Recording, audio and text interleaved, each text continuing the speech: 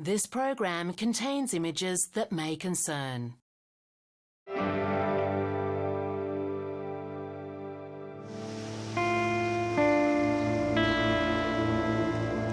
When Ursula was leaving, there was no bitterness. She was in a joyful mood. It was just a big adventure, and she wanted to have that adventure like so many other country kids did. She told us that she was going to Sydney and we said okay. And she was to ring us when she got there to give us the address, but that phone call never came. From the day that she got on that train, there was just no record of Ursula Barwick. We just didn't know where she was. It eats at you all the time because you can't get away from it. You wake up in the middle of the night and you think, what the hell's happened? It's a grief that you can't explain. Is she dead or is she alive? Is she coming home? Is she not? This could have been such an easy case to solve, and it could have saved a lot of heartache. It was sitting right there in front of them. It was just there in front of them and they just missed it.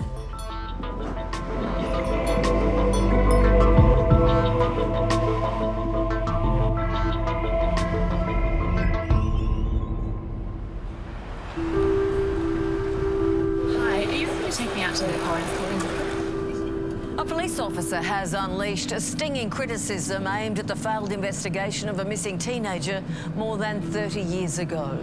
17-year-old Ursula Barwick vanished shortly after moving to Sydney. Ursula went missing in 1987. Through this inquest, after 34 long years, the police are finally being held accountable for the catastrophic failures that Ursula's case has highlighted. Today, the coroner's court heard there was no record of any initial investigation. Sergeant Amy Scott telling the court that was unusual and inexcusable. We knew that there was a lack of work done, but what I heard at the inquest was unbelievable. It was far worse than what I was expecting to hear. Time and time again, people weren't doing their job. It wasn't just 1 or 2 years, it was over 20 years of incompetence through multiple sets of people. The coroner will decide whether changes since made to police and DNA procedures are adequate. I think families of long-term missing Australians have cautious optimism that maybe things are improving now, but this inaction, this carelessness has led to 3 decades of absolute, unnecessary, preventable torment for the family. Hi, Deb. Good. Hi, Em. Sean. Hi, nice to see you. I met Ursula in our first year of high school in Corindai. It's a small town in the northwest of New South Wales. In 2018, we had our 30th school reunion, but our friend Ursula Barwick wasn't there. Yeah, so I remember Ursula used to flutter around. She used to sit underneath there sometimes, and then she'd be over here. I think a thought that was running through all of our heads was, had she been taken by Ivan Milat? Maybe she's been murdered. We had no idea. There was just hope that she was still out there. 1, 2, 3. In all of our minds, Ursula's still 17.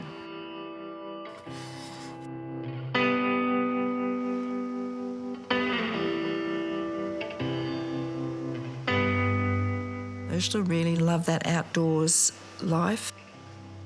She was always the first one to do something, and she was always brave and confident.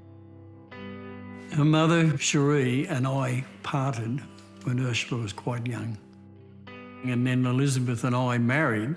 We got to see quite a bit of her until we moved to the Central Coast. We would have her for school holidays, and then Andrew came along in 1980 and she was the first person we rang. And then along came Kate. The kids adored her and she adored the kids.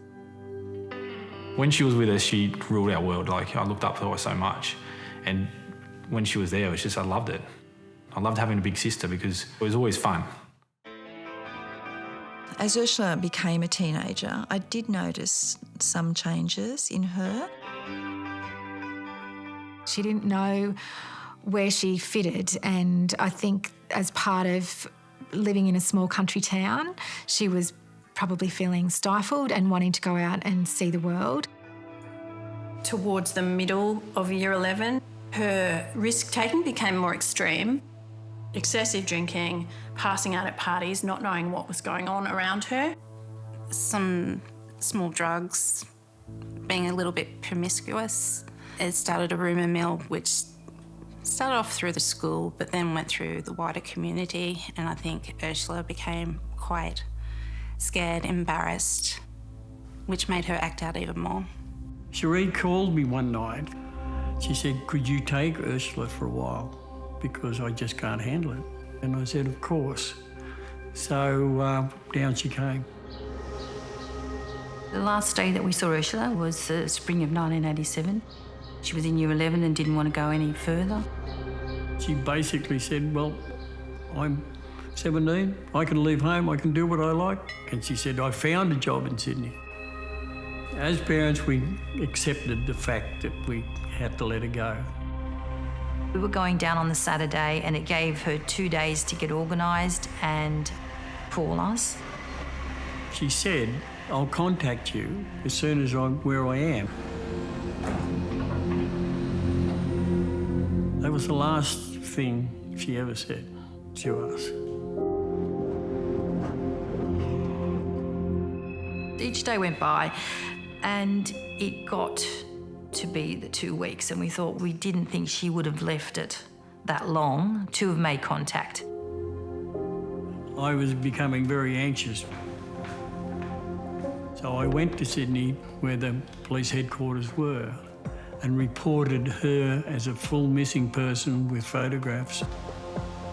There was no follow-up whatsoever from the police. Nobody was interviewed whatsoever, no friends, family or acquaintances. I actually felt that there was a lack of interest from the police, that she was just another runaway and that she'd come home. I guess we believed that there was nothing that you could do. You just had to wait at home and hope they turned up. It was awful, awful. Before she was leaving, Ursula wrote a letter to me and a letter to our small group of friends. And she says, "I'm pretty good, thanks. I'm having fun down on the coast. I'm down visiting my dad. How's school?" There was no indication at all that she wanted to just disappear. And she misses us all. That's 3 or 4 times through here. She said, "I miss you, can't wait to see you." On her little cartoon, "See you soon." For a 17-year-old girl to run away, it always has surprised me that nobody came and spoke to us about what was going on in her life, what she was thinking, what she might have told any of us. With no results from the police at all, we started to look ourselves. Wherever we went, we never stopped looking. Dad used to go down to Sydney a fair bit. I didn't realise what he was doing because obviously I was young. I didn't realise that he was going down to look. In the back of my mind at that stage, there was the chance that she had got involved with something that was sinister and couldn't get out. When you go looking in those places, you soon realise what sort of deviant people are around. And it was pretty sad to see it all firsthand. It was like a slow burn. Christmas comes and she doesn't come home. You know, then birthdays come around and she doesn't get in touch. As years went by, we would often get a phone call to say that somebody had taken up her case, but then nothing would happen. It would just be a phone call. Ursula's mother, Cherie, passed away in 2004. And that was 17 years after Ursula disappeared and just before she passed. I said to her, "I'm sure she's gone." And she said, "I finally agree with you." She said, "I'm on the way to meet her." That really kicked me. In 2008, we had our 20th school reunion. We're all sitting there talking about Ursula. Surely somebody out there's got to know something about her, where she is. Facebook was so new, and someone suggested that I put together a Facebook page, which I did. Andrew, who's Ursula's brother, he joined the Facebook page in 2010. I'd always wanted to be a policeman. And always used to think, oh, once I'm there, I can then maybe do something. I can look for her. I made some inquiries with some people at the Missing Persons Unit. That's pretty much the first thing I did because it's the first thing I ever thought I could do. He was at the same station as the Senior Constable Adam Marsh, and Adam was seconded to Missing Persons Unit, and Andrew actually said that his sister Ursula was missing. He goes, yeah, mate, if I can, I'll have a look. Someone having a poke around is always handy. New forensic imaging technology is giving families of missing persons fresh hope of finding their loved ones. So in 2010, there was the campaign with the Australian Federal Police and the Missing Persons Unit. And that was to use the age progression technology, and I think it was the first time that had been used. We really felt this was our last chance of maybe if she was alive, that, you know, surely somebody would see her. Federal Police have launched the first poster using sophisticated age-enhanced photos of long... I grew up thinking, oh, it was just her, and then you start to realise that, wow, there is so many people that just go missing. I had friends calling me just saying, that's your sister, she's on the bus stop. When I saw Ursula on the television, it concerned me that her hair colour was wrong, her eye colour was wrong, and the date she went missing was wrong. So I made phone call after phone call. It's at least 3 to 4 weeks incorrect. This is a really sloppy profile. And really, someone should do something about that, because how are we going to find her with information like this? As the time went by, nothing came of it, so it was basically then, okay, and we're back to square one. In 2014, there's a statewide initiative to follow up on stalled long-term missing person cases. At King's Cross, a detective by the name of Kurt Haywood ends up with Ursula Barwick's missing persons file. He said, we thought this may have been a homicide. But he said, I think there's more in this story than what you and I can even envisage. Something's gone wrong somewhere. We were both interviewed. We hadn't been officially interviewed before by anybody. He got Sergeant Amy Scott on board as well, and he seemed to be doing more than anyone ever had. And they went all over Ursula's background. They went back to Quirindi and to the high school and gathered little snippets of information. I think during my interview, Amy was very open about the fact that not much had ever been done, and she worked so hard. Every little name that I gave her that had a vague connection to Ursula's case, she followed up. Today, police released a reenactment of Ursula Barwick, who's been missing for 28 years. In 2015, we had the Missing Persons Week, and she was the face of that, and a lot of publicity went around with her face on it. She told her family that she just won a new job, and she would ring her family with her new address so they could bring the remainder of her belongings down to her. The Barwicks are still waiting for that phone call. Ursula, if you're out there anywhere, please contact us. Just to know that you're okay, your life's okay, and the rest of it doesn't matter. About 6 months later, in May 2016, I got a call late in the afternoon from Kurt. He said, I've got a set of photographs I want you to look at. You know, he said, it's going to be very hard on you, but I want you to look at every one of them. I think that this may be the end of your case. They showed us a report of a young girl who had died in an accident in 1987, and she went under the name of Jessica or Jessie, and we, reading it, were wondering what did this have to do with us. I thought, oh my God, Father, this is a bit horrific. But then I looked closer her eyes and her teeth was Ursula. Her hair was it, her body was, it was like, I can't see her face, but that's her.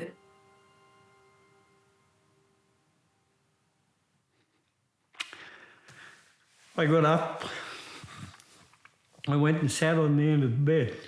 I couldn't handle it. It's been so long, so hard. And there it was, sitting in front of me.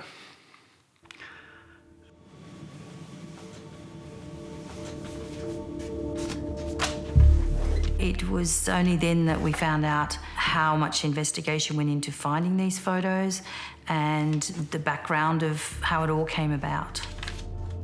The reason why the detectives at King's Cross had these photographs was because of Senior Constable Adam Marsh. Adam was the former work colleague of Ursula's brother, Andrew Barwick. We now know that it was 5 years earlier at the Missing Persons Unit that Adam Marsh was reviewing a file involving a young girl who died in a car crash.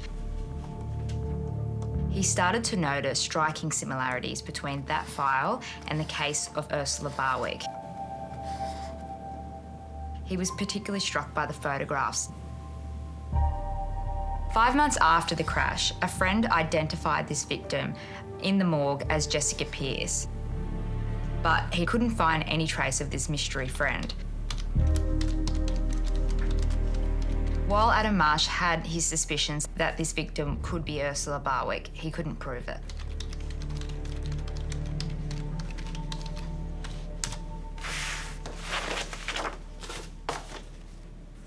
Fast forward to 2015, and Adam Marsh saw something that absolutely convinced him Ursula Barwick was in fact Jessica Pearce. Well, it is the start of National Missing Persons Week, and police... Ursula Barwick, who has been... When we had the Missing Persons Week, back in 2015, Adam saw a different photo of Ursula, a different one to the one he had been looking at in 2010, 2011, and he said he had chills down his spine because he thought it is her. And that tiny little thing went to Kurt and Amy, and then all of a sudden it just took off. The police still had to go about proving 100% that it was her, and so they began by finding the other 3 guys in the car.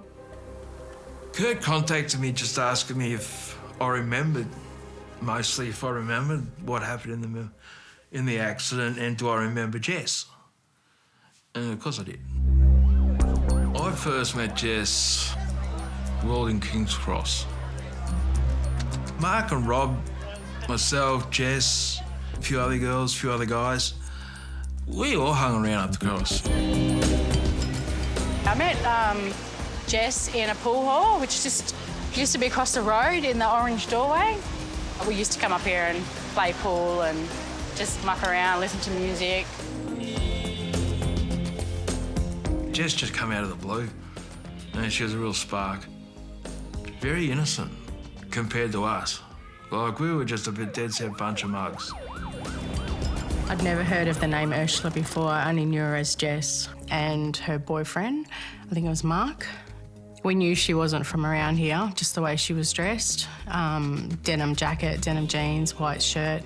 Jess, or Ursula, had been in King's Cross for about 3 weeks when Hans, as he told police, decided to steal a car. And we went driving around. They said they'd stolen the car and that they were going to Melbourne and did we want to come? And I knew at the time my dad would kill me if I left.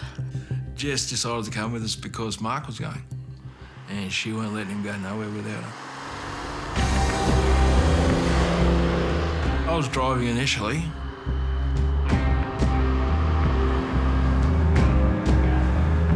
We pulled up down around Yass, I suppose, and that's when Robert took over. I straight out said to him, "You do not use the cruise control." And I've gone off and done my own thing, gone to sleep, etc. Jess and Mark, they've laid down on the back seat cuddling, and gone to sleep. That's exactly what he did. Set the cruise control at 120 kilometres an hour.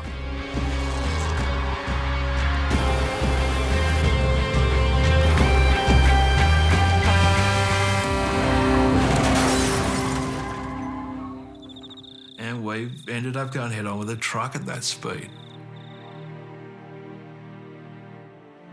It was 4 teenagers going on a joyride, and we don't feel any animosity towards them. It could have been anyone driving that car. It was just an accident. And the sad part about it was it happened 3 weeks after she disappeared. She wasn't a prostitute and she wasn't taking drugs. She was just there being part of the gang. I guess a car accident was much better than what we all thought, because you do start to think the worst. But then, as much as that was a relief, the frustration started kicking in as to, well, why wasn't there any answers? Or how did this go so wrong for so many years? Police investigating that crash were only looking for a woman named Jessica. Around the same time, we've got Ursula's family who report her missing. It seems like the obvious place to look would be the morgue, but police don't check against bodies that have turned up over the past few months. To find anybody. I see. When we found out that Ursula had laid in the morgue in Glebe, it was 15 months. And nothing, or nobody went to look at it or to even explain or do anything like that. We were bitterly disappointed. Right, just about ready. Once the detectives wrapped up their investigation, we knew it had to go to the coroner's court to have Jessica officially declared as Ursula Diane Barwick. It was very hard, but Kurt and Amy were our rock. They were there with us all the time. How are you feeling? Oh, it's a bit surreal, Kurt. Yeah.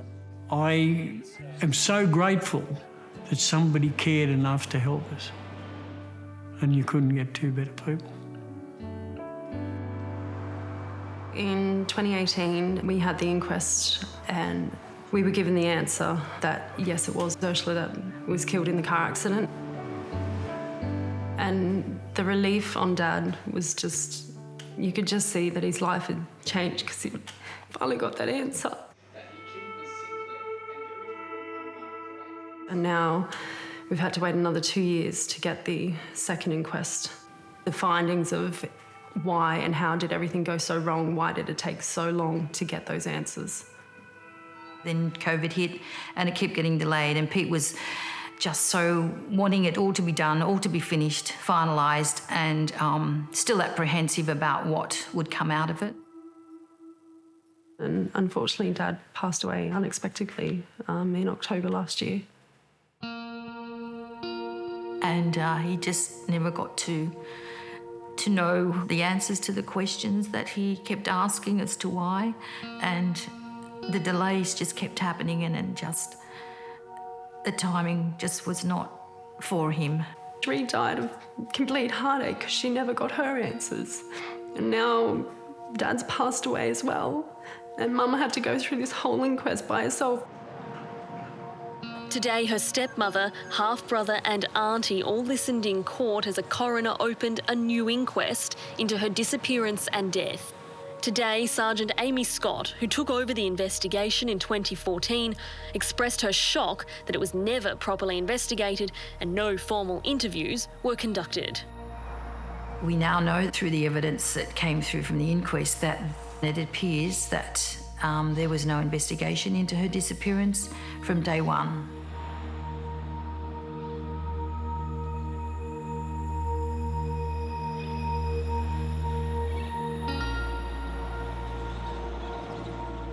When we heard from Senior Sergeant Amy Scott that there'd been 12 years where nothing had been done, we were all extremely surprised and quite shocked. We did believe that when we did say that she was missing, that they would investigate it. We didn't realise that it didn't go anywhere, that just went into a void. We learnt through the inquest too in 1994 they were putting paper files into computer files, and for some unknown reason Ursula was marked as found. Ursula was mistakenly marked as located when New South Wales Police moved records to an online database. In the case of Ursula, her case was put on the system as missing and located at the same time when in fact she hadn't been located, so it was entered incorrectly. It's 5 years of no investigation. No one was looking for her because they didn't know she was missing. Before Kurt and Amy took on the case, the detective in charge of Ursula's case from 2002 to 2014 did very little. He's not even getting a statement from Cherie, Ursula's mother, knowing full well that she was close to the end of her life. He didn't source a photograph for Ursula's file because the original photograph had gone missing, and was not able to offer any explanation as to why that was.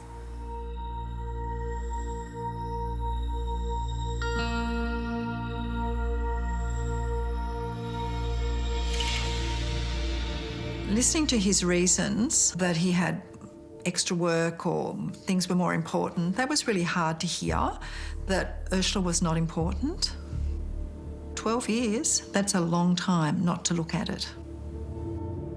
In 2010, Senior Constable Adam Marsh was in the missing persons unit and knew that Ursula was missing. At the inquest, Adam Marsh said that he had felt he made a connection, but he felt he would be ridiculed or that he would be told he was wasting the detective in charge's time because he didn't have enough evidence.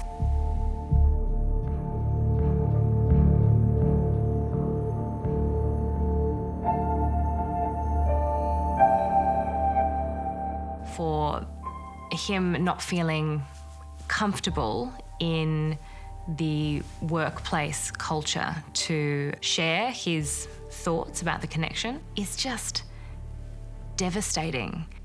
Because that kind of delay, another 5 years, had an enormous impact on the family. I'm a little bit overwhelmed by the whole process, by everything that's coming to light. She wasn't a priority, which if Pete was here, he would just be hitting the roof, yeah. He would just be, really upset. One of the big issues that came out of the inquest is the missing persons system is so broken and so understaffed that the job cannot be done properly.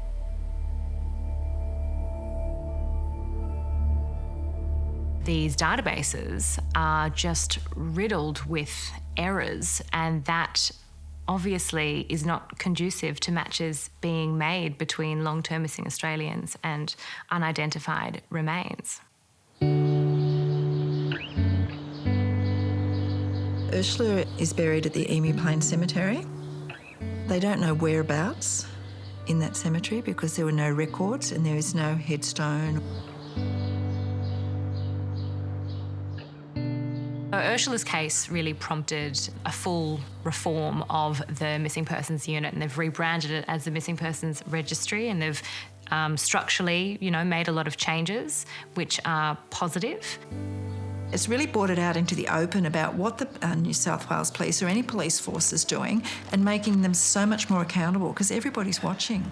They are really showing that they are trying to fix all these broken systems.